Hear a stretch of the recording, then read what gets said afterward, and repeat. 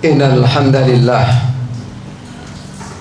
nahmaduhu wa nasta'inuhu wa nastaghfiruh wa na'udzu billahi min shururi anfusina wa min sayyiati a'malina may yahdihillahu fala mudilla lahu wa may yudlil fala hadiya lahu. Wa ashhadu an la ilaha illallah wahdahu la syarika lah wa ashhadu anna Muhammadan abduhu wa rasuluh. Allahumma salli wa sallim wa barik ala nabiyyina Muhammadin wa ala alihi wa ashabihi wa man tabi'ahum bi ihsanin ila yaumiddin. Ya ayyuhalladzina amanu taqullaha haqqa tuqatih wa la tamutunna illa wa antum muslimun. Ya ayyuhan nasu taqu rabbakumul ladzi khalaqakum min nafsin wahidah wa khalaqa minha zawjaha wa batha minhuma rijalan katsiran wa nisaa'a wattaqullaha alladzi tasaaluna bihi wal arham innallaha kana 'alaikum raqiba. Ya ayyuhalladzina amanu taqullaha wa qulu qawlan sadida yuslih lakum a'malakum wa yaghfir lakum dhunubakum wa may yuti'illaha wa rasulahu faqad faza fawzan 'azima. Amma ba'du fa inna astaqal hadisi kitabullah wa khairal hadyi hadyu Muhammadin sallallahu alaihi wasallam wa syarrul umuri muhdatsatuha wa kullu muhdatsatin bid'ah wa kullu bid'atin dalalah wa kullu dalalatin finnar. Jamaah salat Jumat rahimani wa rahimakumullah. Hari ini kita berada di Sayyidul Ayyam, pimpinannya hari-hari dalam sepekan, yaitu hari Jumat yang mulia. Di bulan yang mulia yaitu bulan Dzulqa'dah, tepatnya tanggal 25, kita menjalankan ibadah yang mulia yaitu sholat Jumat dengan berjamaah yang diawali dengan mendengarkan khutbah Jumat terlebih dahulu. Semoga Allah Ta'ala menjadikan kita hambanya yang mulia. Amin, amin ya rabbal alamin. Para jamaah rahimani wa rahimakumullah, Rasulullah telah mengatakan as-sanatu isna asara syahran minha arba'atu hurumun. Salah satu mutawaliyatun Dzulqa'dati wa Dzulhijjati wal Muharramu wa Rajabun. Kanjeng Nabi mengatakan bahwasanya dalam satu tahun ada 12 bulan, minha darinya dari 12 bulan itu salah satu mutawaliyatun, yang 3 bulan berurut-urutan, yaitu Dzulqa'dati wa Dzulhijjati wal Muharram. Bulan Dzulqa'dah yang sekarang kita sedang berada di bulan Dzulqa'dah itu bulan mulia. Wa Dzulhijjati dan bulan Dzulhijjah, bulan setelah Dzulqa'dah ini itu bulan mulia. Demikian pula wal Muharram, bulan Muharram itu bulan mulia. Itu 3 bulan yang berurut-urutan. Wa Rajabul mudarraladi baina Jumada wa Sa'ban, dan selanjutnya itu bulan Rajab yang terletak di antara bulan Jumadal Akhirah dan bulan Sa'ban. Para jamaah, hari ini tanggal 25 dari bulan Dzulqa'dah yang merupakan bulan mulia. Namun nanti setelah habisnya bulan mulia Dzulqa'dah ini, kita akan menyambung dengan bulan mulia berikutnya, yaitu bulan Dzulhijjah. Dzulhijjah merupakan bulan yang ke-12 dalam penanggalan Hijriah. Di bulan Dzulhijjah, para jamaah, disyariatkan kepada kita banyak ibadah-ibadah yang ada hukumnya sebagian sunnah dan ada sebagiannya yang hukumnya sebagian khilaf ulama, ada yang mengatakan wajib dan sunnah. Tapi intinya di bulan Dzulhijjah banyak syariat agama yang dianjurkan untuk kita mengamalkannya, untuk melaksanakannya sebagai amal soleh yang bisa menambah ketaatan kita kepada Allah Ta'ala, bisa menambah pahala sebagai perbekalan yang kita bawa sewaktu-waktu kelak menghadap kepadanya. Para jamaah rahimani wa rahimakumullah, dari sekian banyak ibadah yang disyariatkan di bulan Dzulhijjah, yang ingin khatib sampaikan lebih khusus tentang ibadah yang bernama udhiyah, yang bahasa kita biasa kita menyebutnya kurban. Ini penting untuk disampaikan dan untuk kita semua bersama mengetahuinya agar kita bersemangat di dalam mengamalkannya. Udhiyah ma yudbahu bahimatul an'am ayyamin nahar bisababil idil adha taqarruban ilallah. Udhiyah atau kurban itu adalah apa yang disembelih dari bahimatul an'am. Bahimatul an'am itu binatang ternak yang jenisnya dari kambing, sapi ataupun unta yang disembelih di ayyamin nahar, yaitu hari penyembelihan, hari raya Idul Adha dan hari tasyrik tanggal 11, 12 ataupun 13 Dzulhijjah. Bisa bagi Idul Adha disebabkan karena datangnya hari raya Idul Adha, taqarruban ilallah, untuk mendekatkan diri pada Allah. Itulah kurban. Jadi kurban tujuannya untuk mendekatkan diri kepada Allah Ta'ala. Para jamaah, para ulama telah sepakat hukum disyariatkannya kurban. Namun mereka para ulama khilaf, berbeda pendapat tentang hukum bagi orang yang mampu. Apakah sunnah ataukah sunnah muakkad ataukah wajib. Kita tidak memperbincangkan tentang hukumnya, tentang sunnahkah, sunnah muakkadkah atau wajibkah. Tapi yang ingin kita bicarakan, apapun hukumnya, maka kaum muslimin yang berkorban itu tentu lebih utama. Semoga kita semuanya yang hadir di masjid ini siang hari ini, semoga Allah memberikan kepada kita kemampuan untuk berkorban. Karena berkorban itu para jamaah merupakan ibadah yang agung dalam Islam. 3 ibadah yang agung dalam Islam setelah nomor 1 mentauhidkan Allah. Di atas pondasi ketauhidan itu, amal ibadah yang lainnya yang paling pokok setelah tauhid yaitu sholat dan berkorban. Maka berkorban merupakan amal ibadah yang tidak bisa kita sepelekan. Kita harus berusaha mengupayakan. Jika kita ada kemampuan, maka laksanakan. Para jamaah rahimani wa rahimakumullah, orang yang berkorban dikatakan lebih utama dibandingkan yang tidak berkorban atas beberapa alasan. Yang pertama, Allah Ta'ala telah memerintahkan di dalam surat Al-Kautsar, a'udzubillahi minasyaitonirrajim, bismillahirrahmanirrahim, inna a'tainakal kautsar, sesungguhnya kami telah memberikan kepadamu kenikmatan yang banyak. Setelah Allah mengabarkan bahwasanya telah memberikan kepada hambanya kenikmatan yang banyak, selanjutnya Allah perintahkan untuk bersyukur atas kenikmatan yang banyak itu dengan fasholli li rabbika wanhar, maka sholatlah karena Tuhanmu, wanhar, dan berkorbanlah. Berkorban pun tentu juga li rabbika, karena Tuhanmu. Maka Allah perintahkan kepada kita untuk bersyukur atas kenikmatan yang banyak yang telah Allah anugerahkan pada kita dengan menjalankan sholat dan juga berkorban. Sebagian mufassirin menyebutkan terkait masalah perintah sholat dan korban di sini, yaitu sholat Idul Adha dan berkorban setelah pelaksanaan sholat Idul Adha. Allah perintahkan agar kita menjalankan sholat Idul Adha di bulan Dzulhijjah nanti dan selanjutnya menyembelih korban. Maka siapa-siapa yang berkorban berarti dia telah bersungguh-sungguh untuk menjalankan perintah Rabb-nya, perintah Tuhannya. Itu alasan pertama. Alasan yang kedua, Rasulullah SAW, beliau semenjak disyariatkannya berkorban di tahun kedua Hijriyah di Madinah hingga sampai akhir hayat beliau, tiap tahun beliau selalu berkorban. Tidak pernah Rasulullah meninggalkan. Ini menunjukkan berkorban sangat utama. Rasulullah tidak pernah meninggalkan. Yang ketiga, para jamaah, Rasulullah pun memerintahkan kepada umatnya dalam sebuah hadis yang diriwayatkan oleh Imam Abu Dawud, insya Allah nomor 2533, bahwasanya ya ayyuhan nas inna ala kulli ahli baitin fi kulli amin udhiyatun. Wahai manusia, sesungguhnya diperintahkan atas tiap-tiap keluarga untuk berkorban tiap tahun.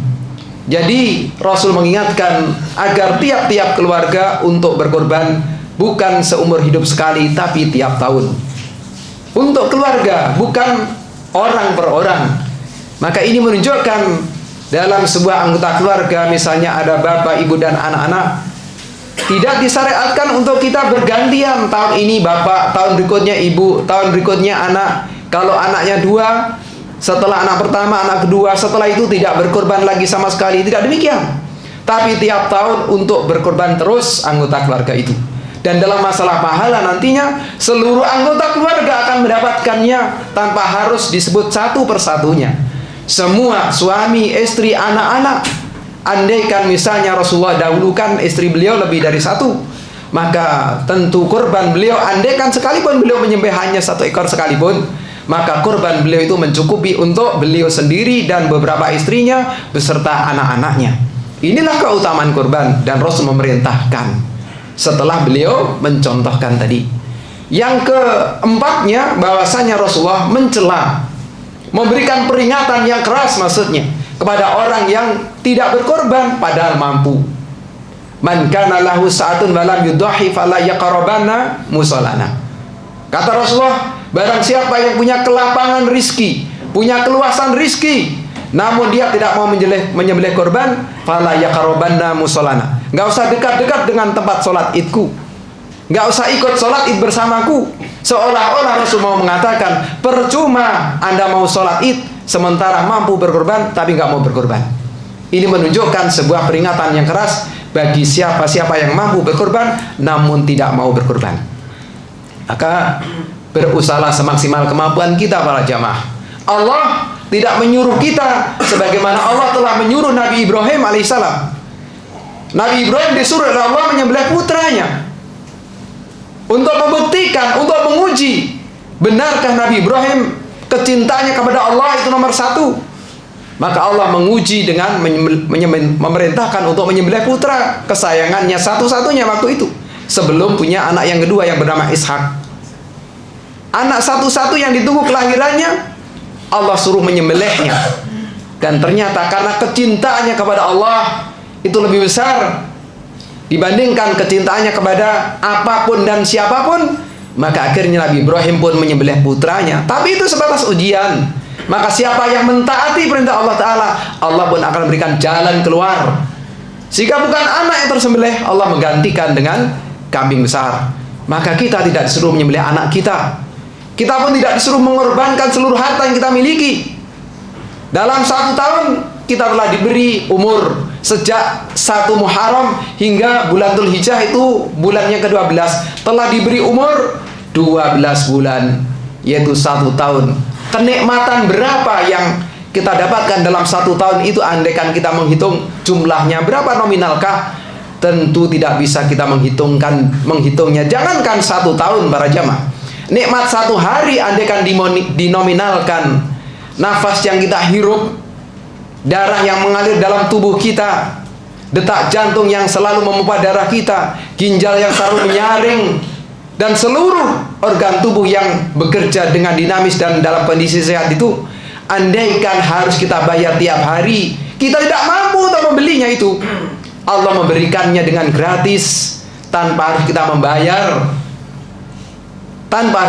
Yang Allah perintahkan hanya kita untuk bersyukur padanya, menjalankan perintahnya. Salah satunya di akhir tahun, yaitu di bulan Dzulhijjah, Allah perintahkan kepada kita berkorban, bukan mengorbankan seluruh harta kita, tapi sebagiannya saja. Misalnya untuk membeli seekor kambing misalnya, entah 3,5 juta atau 4 juta atau 5 juta. Andaikan mungkin kurang mampu juga, nggak bisa jantan, bisa betina korban itu. Bisa betina, dan betina tentu lebih murah. Tidak bisa yang mahal, bisa yang ukuran lebih kecil. Misalnya ketika orang tidak bisa membeli kambing yang sudah musinah atau sudah poel dengan umur harus sudah 1 tahun sempurna ke atas, itu minimalnya untuk kambing, maka orang yang betul-betul tidak mampu, dia bisa menyembelih kambing jadaah. Kambing yang belum cukup, kambing yang dimaksudkan kambing domba yang belum umurnya 1 tahun, itu boleh bagi orang yang betul-betul tidak mampu.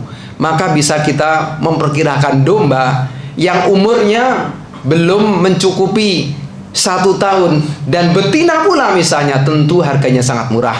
Maka semoga kita diberi kemampuan. Yang punya kemampuan besar, silahkan besar. Yang tidak mampu, maka seberapapun ukurannya. Yang betul-betul tidak mampu, Allah memang tidak memaksanya.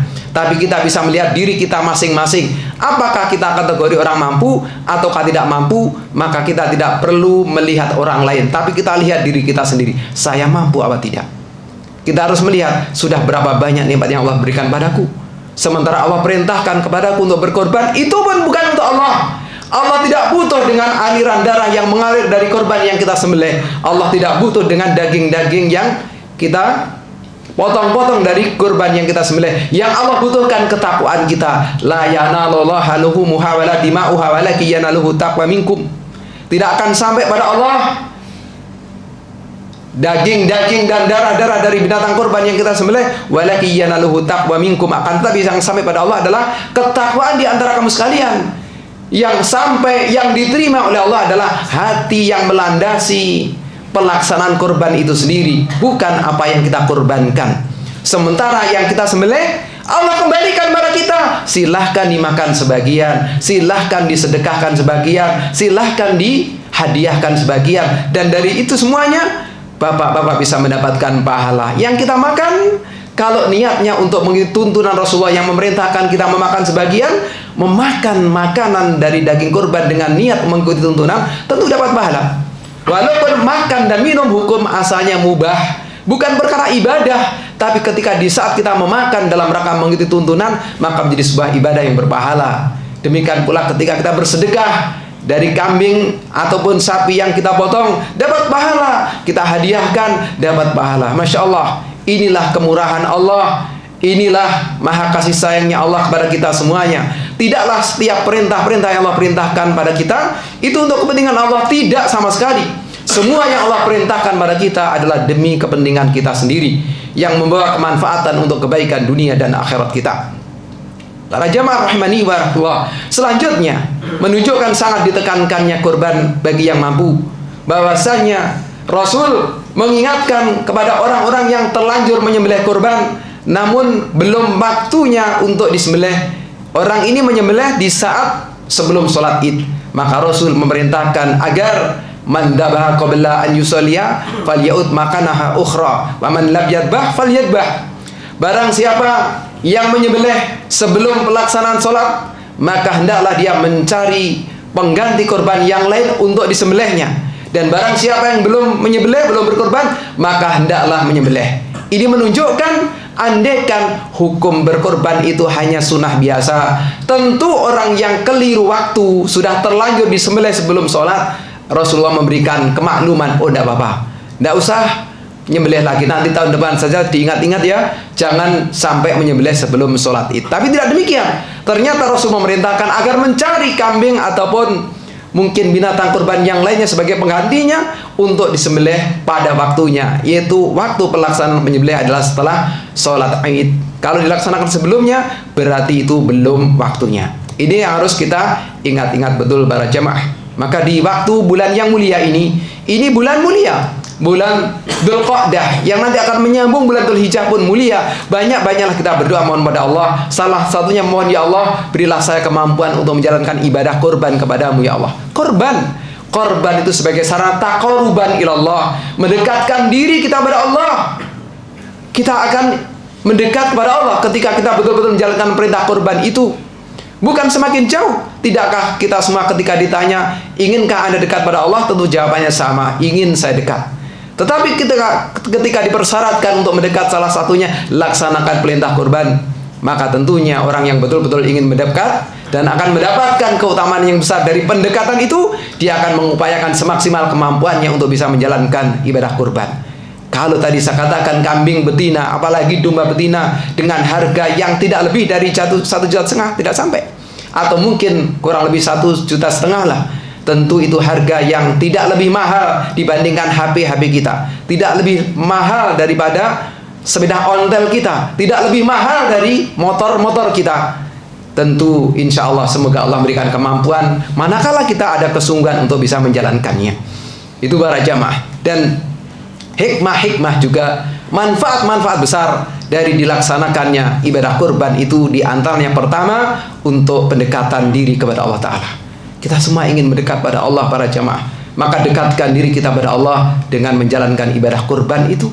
Berkorbanlah, semoga dengan itu kita semakin dekat pada Allah. Seorang hamba ketika sudah dekat pada Allah, Allah akan memperbaiki dia dalam urusan dunia akhiratnya. Diperbaiki duniawinya, misalnya setiap materi-materi yang Allah berikan akan mengantarkan pada keberkahan untuk semakin mendekatkan dia beribadah, menjalankan ibadah pada Allah. Orang ketika dia sudah dekat pada Allah, dia ibadah pun nikmat. Itu semua merupakan anugerah. Bapak-bapak bisa terpanggil menjalankan ibadah sholat seperti ini anugerah dari Allah. Maka para jamaah, hikmah pertama dari disyariatkannya berkorban di antaranya bisa mendekatkan diri pada Allah Ta'ala. Hikmah yang kedua di antaranya dari disyariatkannya korban, yaitu kita bisa mengambil pelajaran dari sikap kesabarannya Nabi Ibrahim dan juga Nabi Ismail alaihissalam. Kita bisa meneladani bagaimana kesabarannya Nabi Ibrahim dan juga Nabi Ismail alaihissalam. Kita bisa membayangkan para jemaah bagaimana Nabi Ibrahim di usia beliau yang sudah tua, belum dianugerahi putra, dan dia bertahun-tahun memohon pada Allah agar dianugerahi putra. Setelah Allah memberikan putra si mata wayangnya, sebelum mendapatkan putra yang kedua, Ishak belum lahir waktu itu, tiba-tiba Allah memerintahkan Nabi Ibrahim untuk membawa anak pertama yang masih bayi dan ibundanya yaitu Hajar untuk tinggal di tempat yang tandus, yang tidak berpenghuni, yang waktu itu tidak ada mata air awal mulanya, yaitu di lembah Mekah. Tapi karena ketaatan dijalankan itu, tetapi bertahun-tahun berikutnya ujian pun tidak terhenti. Allah menguji dengan selanjutnya di usia yang di saat Nabi Ismail sudah bisa mampu berusaha semakin besar, yang waktu itu Nabi Ibrahim pun tinggal di Palestina, sementara Ismail tinggal di Mekah waktu itu.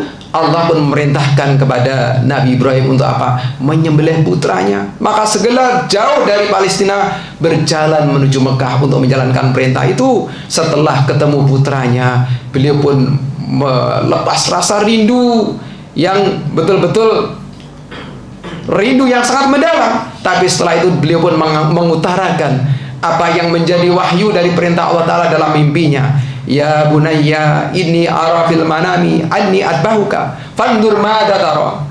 Dia mengatakan pada putranya, ya bunai, wahai anakku, bahasa kita sayang anakku, bahwasannya aku melihat dalam mimpiku menyembelihmu. Maka bagaimana pendapatmu? Ini si orang tua yang soleh, dia tidak menjalankan dengan paksa begitu saja untuk menyembelih putranya, tapi dia bagaimana bisa menenangkan hati putra untuk menjalankan perintah ibadah menyembelih itu. Maka para jamaah, kita bisa melihat kisah itu. Orang tua yang soleh ketemu anak yang soleh. Apa jawaban anak soleh? Ya abatif al-ma tu'mar satajiduni insyaallah minas sabirin. Ya abatif al-ma tu'mar. Wahai bapakku, laksanakan apa yang diperintahkan kepadamu. Satajiduni, insyaallah engkau akan mendapatiku, insyaallah minas sabirin, aku menjadi orang yang bersabar. Maka para jamaah, betul-betul dilaksanakan perintah itu. Disembelihlah Nabi Ismail. Tapi karena itu memang sebatas ujian, Allah pun menggantinya dengan kambing yang besar. Dan Nabi Ibrahim pun dalam keadaan gembira karena anaknya selamat, tidak tersembelih. Maka para jamaah, ujian-ujian kepada kita semuanya pun bukan karena kebencian Allah pada kita, tapi ujian-ujian manakala kita menjalaninya, mensikapinya dengan cara yang benar, itu akan menghasilkan kebaikan, yang itu pertanda kasih sayang Allah Ta'ala pada kita. Termasuk ujian ketika kita diuji untuk menjalankan perintahnya berkorban. Apa sikap kita? Apakah kita membantahnya ataukah mau melaksanakannya? Itu tergantung sikap kita. Kalau ingin lulus ujian, jika memang punya kemampuan, monggo dilaksanakan berkorban. Namun jika memang tidak mampu, Allah Maha tahu, tidak dipaksakan. Sehingga kita jangan melihat untuk menilai orang lain, oh kenapa Anda tidak berkorban padahal Anda mampu. Jangan kita melihat orang lain, tapi lihatlah diri kita sendiri untuk melihat saya mampu ataukah tidak. Jangan melihat orang lain, karena kondisi orang lain kita tidak tahu bagaimana di dalam rumah mereka. Mungkin barangkali memang betul-betul dalam kondisi ketidakmampuan. Maka itu penting bagi untuk diri kita sendiri. Aku lu qauli hadza wa astaghfirullah li wa lakum.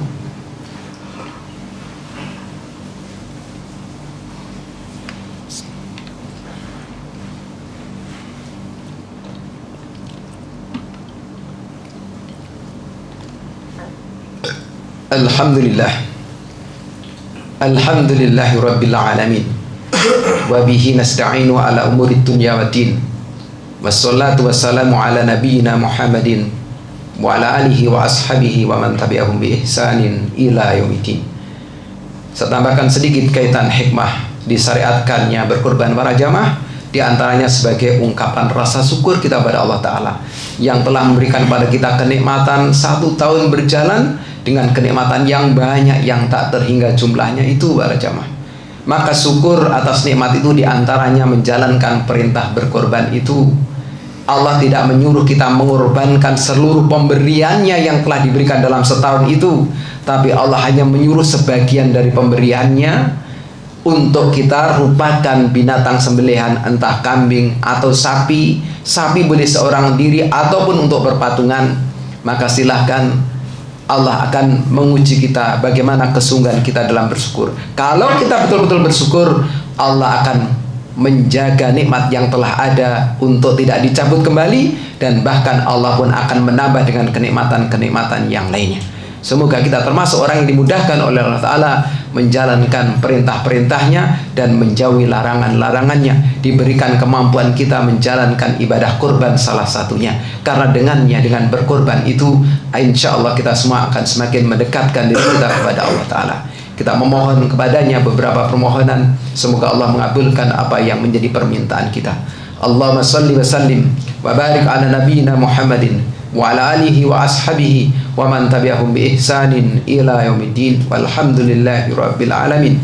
Rabbana ighfir lana wa li ikhwanina alladhina sabaquna bil iman wa la taj'al fi qulubina illa lil ladzina amanu rabbana innaka raufur rahim.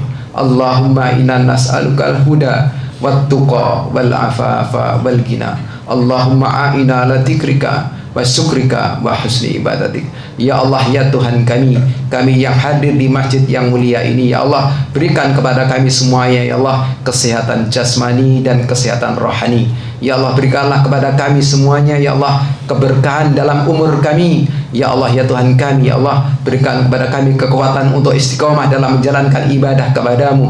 Ya Allah, ya Tuhan kami, perteguh ketauhidan kami. Ya Allah, bimbinglah kami untuk senantiasa bisa meneladani tuntunan Rasulmu Nabi Muhammad sallallahu alaihi wasallam. Ya Allah, ya Tuhan kami, sebentar lagi akan segera datang bulan Dzulqa'dah, bulan Dzulhijjah yang mulia, ya Allah. Ya Allah, berilah kepada kami kemampuan menjalankan syariat-syariat ibadahmu yang Kau tetapkan di bulan Dzulhijjah yang akan datang itu, ya Allah. Salah satunya berikan kemampuan kepada kami untuk menjalankan ibadah kurban, ya Allah, ya Tuhan kami, dan bimbing kami untuk selalu ikhlas, untuk selalu ikhlas dalam menjalankan ibadah kepadamu, ya Allah, ya Tuhan kami. Rabbana hab lana min azwajina wa dzurriyyatina qurrata a'yun waj'alna lil muttaqina imama. Rabbana atina fid dunya hasanah wa fil akhirati hasanah wa qina adzabannar. Allahumma shalli wa sallim wa barik ala nabiyyina Muhammadin wa ala alihi wa ashabihi wa man tabi'ahum bi ihsanin ila yaumiddin. Walhamdulillahi rabbil alamin. Wa aqimus shalah.